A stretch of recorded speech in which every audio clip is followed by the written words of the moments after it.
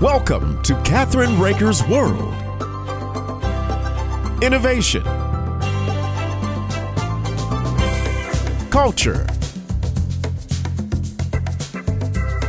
adventure,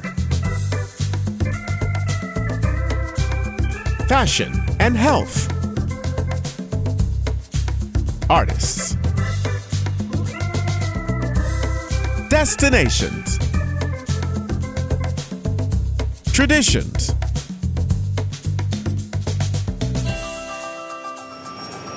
This is Kathryn Raaker's World. Hi, this is Kathryn Raaker of Kathryn Raaker's World, our syndicated TV show, and Let's Just Talk, our syndicated radio show. And I have the honor of having Dinesh Danny, who is a defense contractor, data architect, author, full-time parent to 2 sons. He has a master's degree in science and biology, bachelor's in technology, in addition to experience with bioinformatics. He is the author of Autism Causes Unveiled, and that's what we're going to be talking today. And with his background in software engineering, a master's degree in engineering, computer science, and postgraduate studies in bioinformatics, molecular modeling, and computational chemistry, Dinesh Danny is no stranger to complex research and extensive knowledge on multiple subjects, complete with photos, charts, graphs, and other resources. Autism Causes Unveiled comes from a unique perspective of a parent, but also offers an insightful science-based exploration of autism. I want to welcome you to my show today.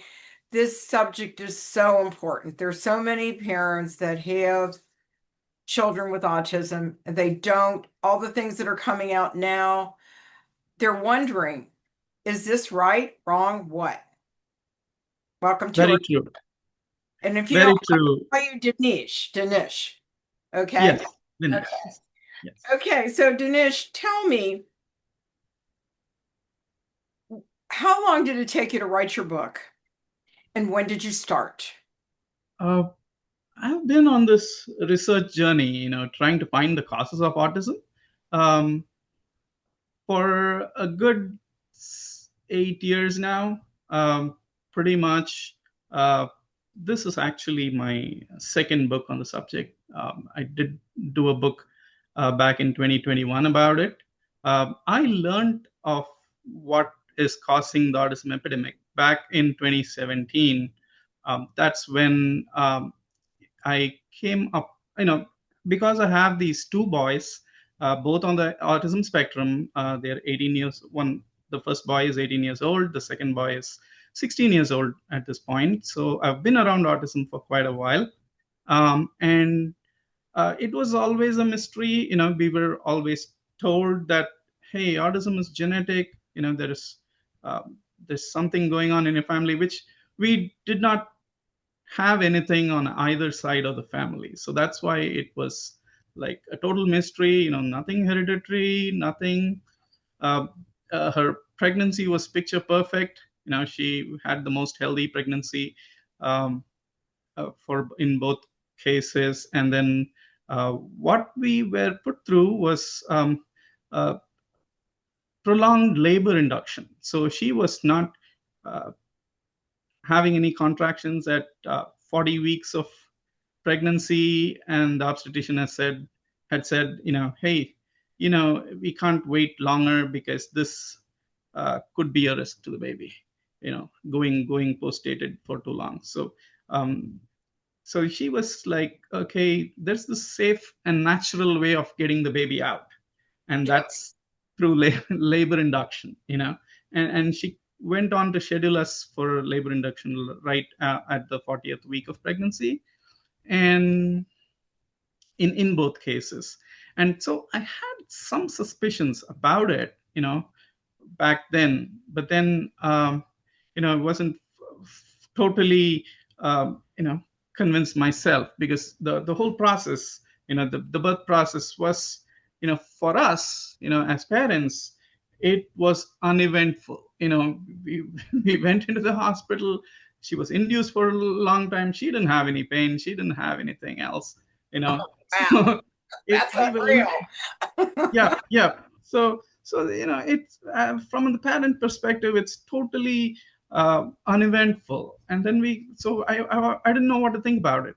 But then the revelation came when a neurologist that we had consulted, um, came up, ordered an MRI scan for my second boy.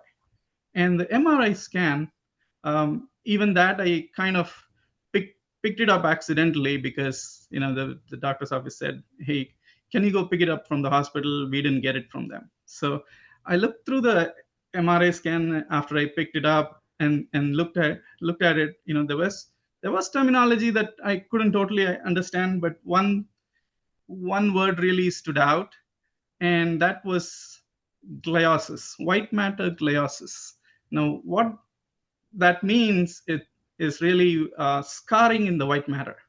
Scarring in the white matter, um, of my second boy in multiple places. Wow. And that set me wondering, hey, what really happened here? How can this even happen?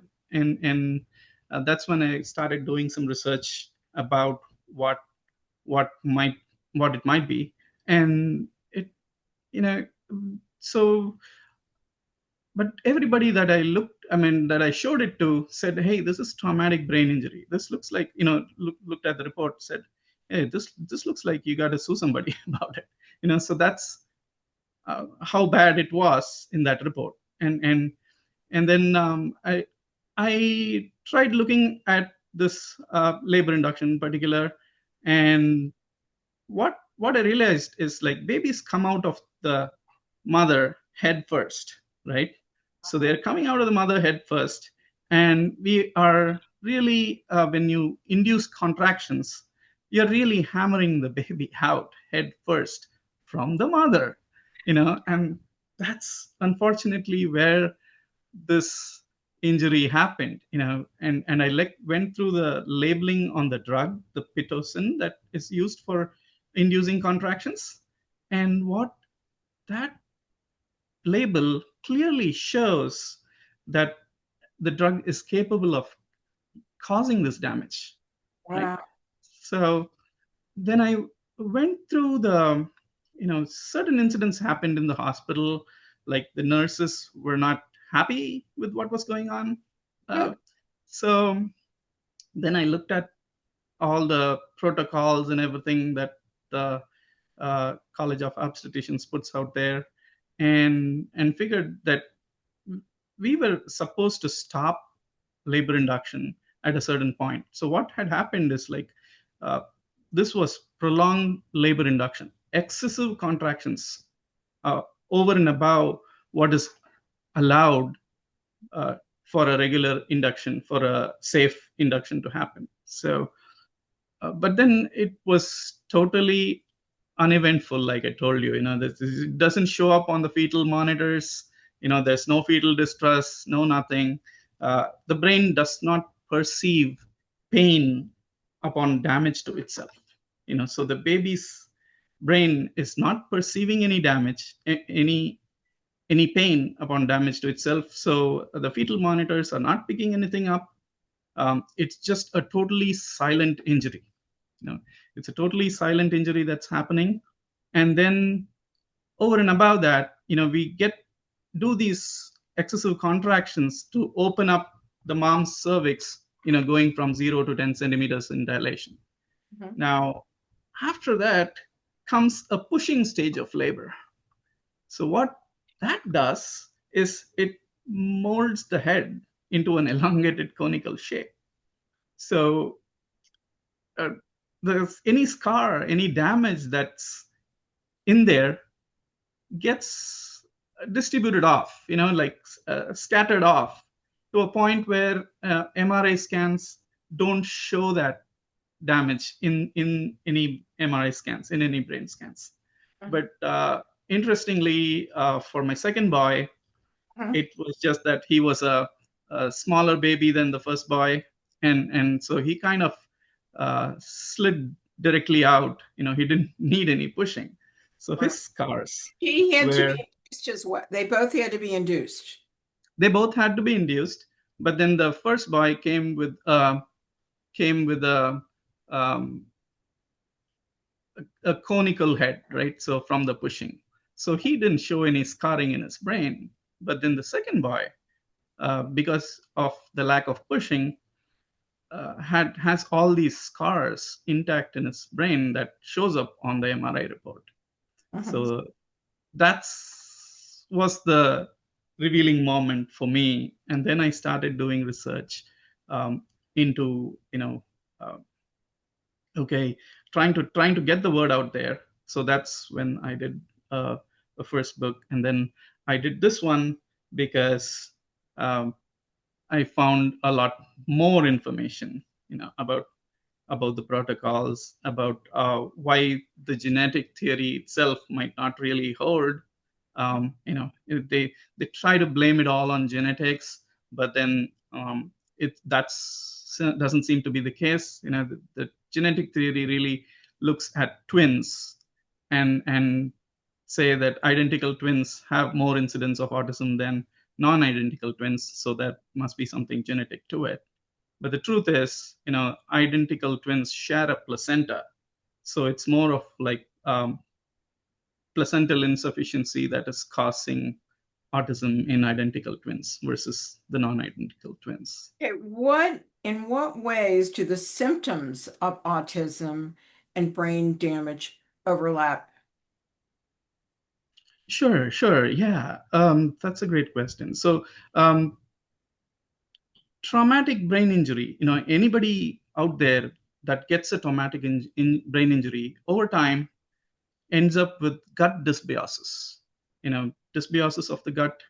And that immediately creates problems with your brain chemicals, and that's seen even in normal adults and others that encounter traumatic brain injury. Now,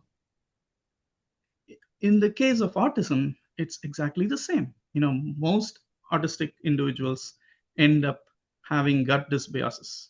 And when you treat autism, you're mostly treating gut dysbiosis, and that's because traumatic brain injury always ends up with gut dysbiosis. That's because viruses can easily cross the blood-brain barrier because it's a damaged, leaky blood-brain barrier at that point.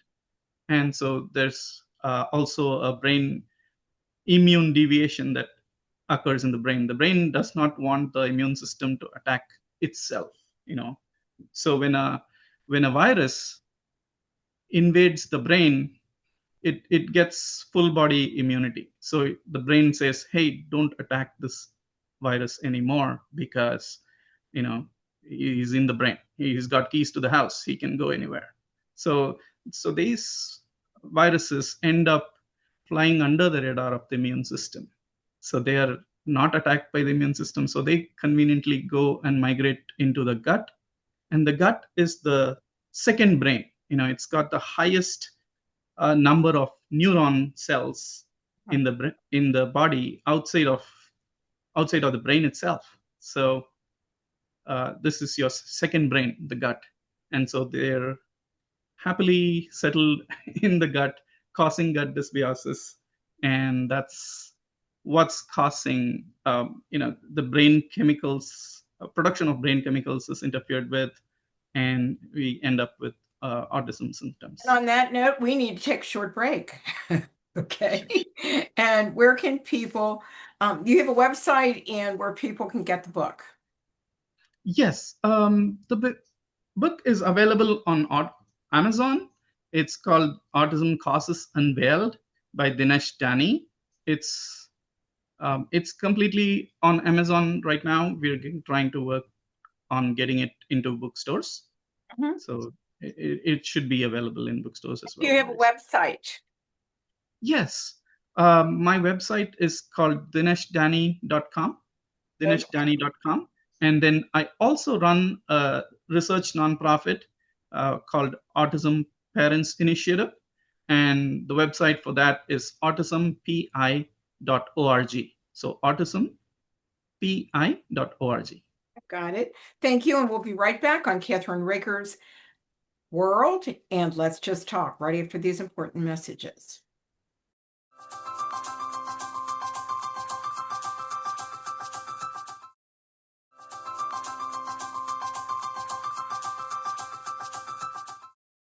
We're back with author of Autism Caused Unveiled by Dinesh Danny.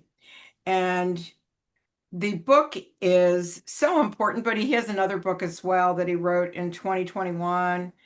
And this is the second book. And it says the hidden traumatic brain injury at birth causing the autism epidemic. And how long did it take you to write this book? This book has been at least a year to year and a half in the making. That's because I had to add a lot more information, and I had a lot more to tell people about what is truly causing the autism epidemic. So, what is, I think it's pronounced Pitocin? Yes. Is it Pitocin? Okay. Pitocin. So Pitocin is the drug that is used to cause contractions in the pregnant mom. So it's this awesome drug that was introduced back in 1980 for labor induction, for induction of labor. So that's really what started it all, was what I call full obstetric control of the uterus during pregnancy and birth, right? So before that, doctors, obstetricians couldn't offer much in terms of support to the mother, in outside of maybe a C-section, when the mother's life is in danger or the baby's life is in danger. But then labor induction came along. They were able to offer, completely control the uterus when the baby is being born. And that Pitocin drug comes with a warning on the label about using excessive contractions that can cause damage to the baby's brain. But to add to that, right now they are using another drug in hospitals called misoprostol. It is also another drug that's called a prostaglandin, and it's capable of causing contractions in the mother, just like Pitocin can. But then misoprostol is not approved for live baby births. It's essentially an abortion drug. That's not good, is it? Yes. So what happens is it comes in a tablet form. It's a suppository and things like that.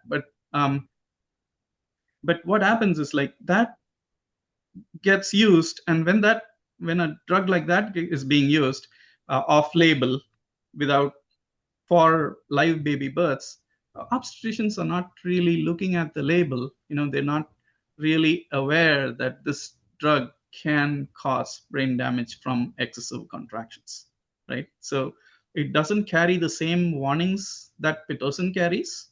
And so it's easy to forget that, and it's so commonly used in delivery wards around the country and around the world that it's easy to forget that this drug is capable of causing brain damage from excessive contractions. Aren't more doctors aware of this? I have talked to quite a few doctors.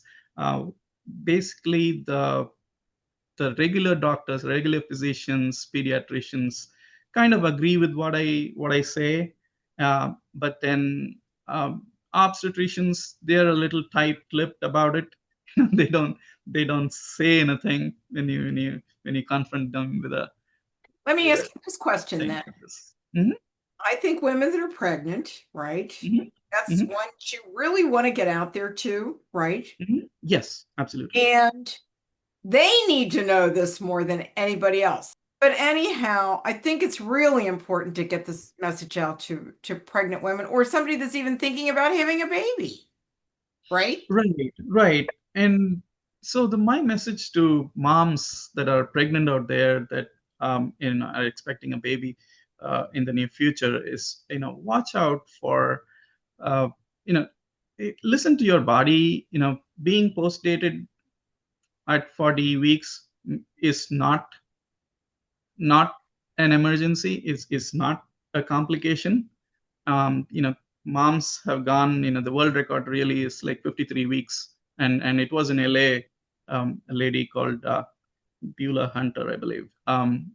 So she went on for 53 weeks, staying pregnant for that long, and then delivered a healthy baby. So, there are women that can deliver, naturally at 45, 46 weeks. So if you've had that I've talked to basically. And if you've had a healthy pregnancy, no complications whatsoever, there's no hurry to induce because your body is not ready to deliver, and it's okay, to listen to your body. If you're not feeling any complications, there can be complications that can occur, but if you're not feeling any, you know they can, your obstetrician can tell you, if there is any complications, but like this lack of amniotic fluid, or um, the baby is not moving much and all that. But if you're still active, the baby is quite safe in there, and and so you can go on, until Yeah, you. it's I think sometimes hard for men to realize how much fun it is, you know. I know, Yeah, no, they're especially they're in the ready to. summer, especially in the summertime. Uh-huh. So, Exactly. but the next question is and, how, and if go ahead. Yeah, the one more thing is, like, if you get induced, yeah, you got to stop the induction at like 72 contractions, which is 4 to 6 hours, depending on the contraction frequency they set with the labor induction. And if if the baby doesn't come out in that time, then you're boxed into a C-section. You got to uh, do that C-section to protect the baby from brain damage. So All right. that's the one thing you got to be aware of before you go in and accept to being induced for birth.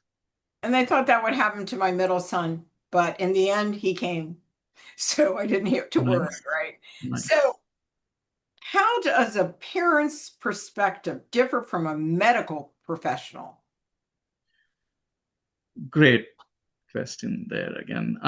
So a parent really watches, it's their life. They're watching the baby right from pregnancy through delivery and as they grow up. Now, contrast that with an obstetrician that cares for the mother during pregnancy and birth, and then they hand off the baby to a pediatrician.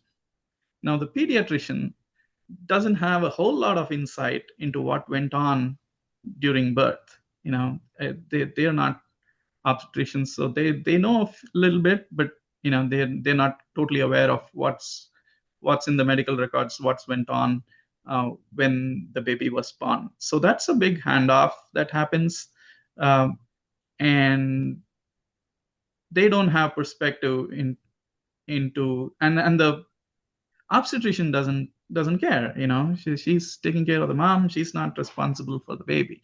So they don't really keep track of what happens when they do these interventions, and then how the baby turns out after that. It's not there. They. Well, one of the things Mhm, that I'm thinking of is mhm, that is to have an obstetrician that works with a pediatrician. And a lot of women are doing that now because they mhm, want they want answers and they want to make sure that everything is good. Okay, so that's Very just true. a thought. Just a thought. And I That's would a ask good for thing. that, if I Yeah, were. that's great advice for the moms out there. Make And sure the that dads, and the dads, because they're part of it, right? exactly. Very Yep. much so. What are the 4 types of autism that you put forward? Because there are many, aren't there? Yes. So autism is defined from the symptomatic side. It is not really a disease, it's a disorder. So a disease would have a known etiology, a known causation. Now, because we say we don't know what causes autism, it's considered a disorder. Uh, and there's 4 types of my take on it is it's either traumatic brain injury or hypoxic brain injury that's happening at or around birth, which is uh, causing autism symptoms. So there's really 4 categories that I'm categorizing autism as. First and the biggest is traumatic brain injury, mostly from labor induction, prolonged labor induction, causing uh, hidden brain damage in the baby. And then there could be violent contractions in certain women that could do that. Um, you know, Improper use of forceps can introduce brain damage to the baby. Uh, so all that causes the neurons, broken neurons, neuronal tracts in the brain, and that's resulting in the neural development disorder of autism. So that's the one track. Now you have a second track, which is hypoxia during birth. The like lack of oxygen. The baby is supplied oxygen through the placenta, through the umbilical cord. They're not breathing. So if there is any disruption in that during birth, right? So if the baby has a cord around the neck, it's called a nuchal cord, a tight cord around the neck, and there's like placental abruption. If the placenta uh, breaks off, like disconnects from the uterus early on, that is a challenge. Meconium aspiration, so the baby loses control of his anal sphincter and the goes party within the uterus, so within the womb. So that meconium can go into the lungs and cause respiratory distress, which in turn causes hypoxia. So, and then there's respiratory distress that can happen immediately after birth. They contract a disease, a virus, a fever, right after birth. Then breathing and hypoxia can happen. So that's something we need to watch out for. And then there's the third type is pregnancy complications. So it's like mom has infections of the uterus during pregnancy. That's a big one. There can be extreme uh, extreme mental stress in mom. Certain medications in mom can do that.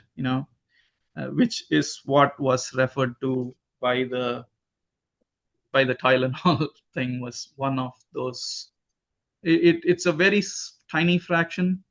Essentially, healthy moms are not taking Tylenol during pregnancy anyway. It's a very small number that really take that, but then that have to take that because they're having an extremely high fever or something.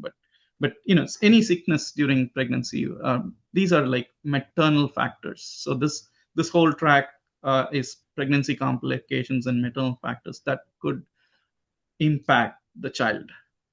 So that is the third track. And then there is a fourth track of genetic disorders that come with an autism diagnosis. So, like even Down syndrome is a known syndrome, and the way you diagnose, there's a proper way of diagnosing.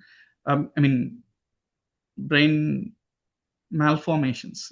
These these genetic disorders end up causing brain malformations, and those are visible clearly in the MRI scan. So that is contributing to about a very small fraction, again, about 10% of total autism out there. But the predominant cause has been abusive labor induction at birth. From a legal standpoint, what cases have set precedents in the medical malpractice suits? Right. So what is happening is like a hypoxic birth injury that I described just now, hypoxia at birth, is essentially the only recognized birth injury out there.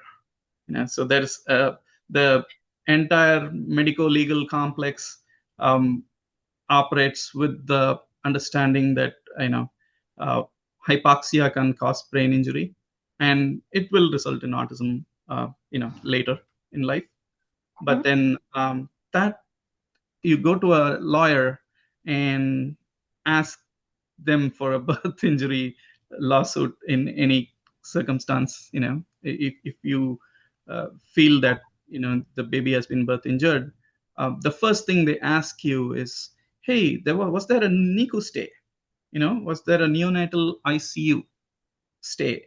And unless you've had this neonatal ICU stay, they don't even want to take the case up. These are cases fought on contingency, so they are a business, and they want to make sure that only the cases with precedent are taken up.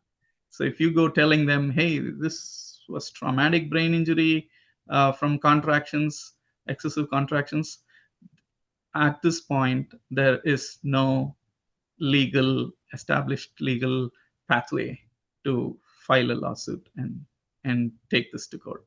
And how do vaccines impact prior brain injury? Yes. So like I mentioned, traumatic brain injury causes damage to the blood-brain barrier. The brain does not allow everything that's floating around in the blood to enter the brain. So there's a layer of cells surrounding the blood vessels in the brain that form a barrier that makes sure that only certain substances are allowed into the brain. Now, when that brain is damaged, by traumatic injury, now it becomes a permeable membrane, where it's a leaky membrane at that point, where it can allow viruses to easily enter the blood-brain barrier and causes gut dysbiosis, like I mentioned before. So that is the main reason. And what does your autism initiative, AutismPI, hope to accomplish in years from now on, for years to come? What will that do, and what will it provide? Sure. So the Autism Parents Initiative, AutismPI.org, is a research nonprofit that is aimed to identify and catalog all major causes of autism, all major causes of autism. So we are running a retrospective data collection among autism parents to see what caused autism in their child.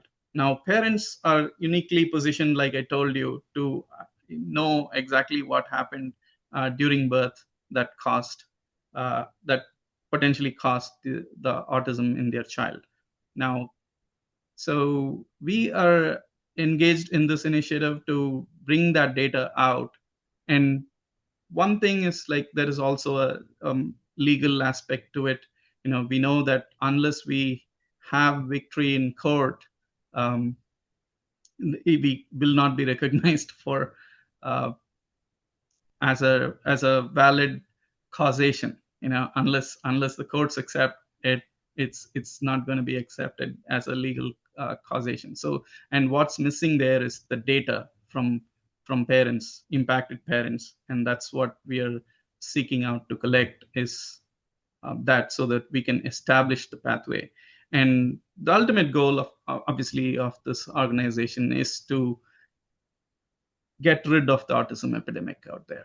So I know the government is looking at it, but then we believe unless there is a legal pathway precedent set for this particular traumatic brain injury pathway of autism causation, we will not end the epidemic without that. So I want to thank you for your mission and for what you're doing for the world, for parents that have children that have autism, and also ones that may eventually have autism because they're not reading up on it, they're not getting involved, okay? And they're searching for answers. very true. It's a totally a parent initiative that needs to come from the parents, to make sure that this is comes out in the world. That the possibility of birth injury, there is a lot of people that are not interested in accepting that this is a birth injury, for obvious reasons. Obviously, nobody wants to pay huge malpractice compensation.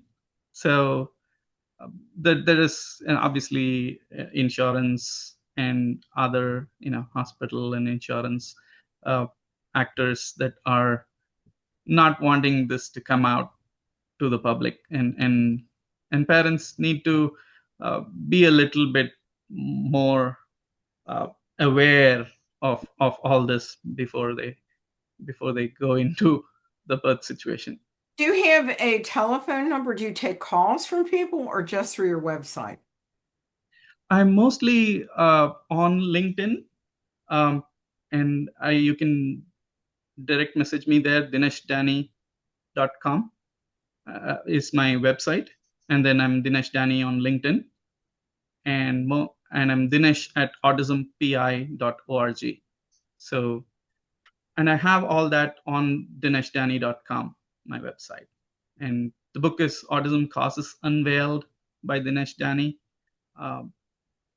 It's available on Amazon too. So, well, it's been very exciting information that people that may not have children with autism would have done as much research as you have. Thank you for that. Thank you for your service. That's the most important thing I can say to you. And go on, make it happen. Make, like parents across the country do something, and a lawyer that really believes in what you're doing. thank you. You're welcome. Thank you, Kathryn. I totally appreciate talking to you today. Thank you so much. And we'll try to have you on again sometime and where your progress is with what you're doing. I would love that. I would absolutely love to be back on here. Thank you so much.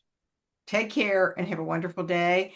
And don't forget to go our websites at KathrynRaakersWorld.com.